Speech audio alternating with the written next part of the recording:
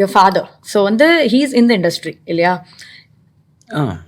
Audio label somewhere in the industry உங்களை வந்து இந்த ஜட்ஜ்மெண்ட்ஸ் அப்படின்னு இருக்குல்ல, என்னைக்காவது has anyone judged you like saying entry ஈஸியா இருந்திருக்கும்பா அந்த மாதிரி யாராவது ஜட்ஜ் பண்ணிருக்காங்க? எனக்கு என்ட்ரி ஈஸியாலாம் இருந்தது இல்லை. tell us about that.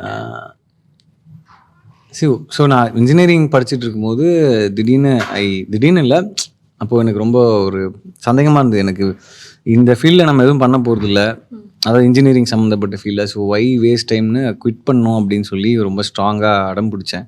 So அப்போ தான் I decided cinema, yes let's, ஏன்னா டிசைட் பண்ணி ஆகணும்ல என்றைக்காக இருந்தாலும், அது இப்போயே பண்ணிடலான்னு சொல்லிட்டு டிசைட் பண்ணி இறங்கி.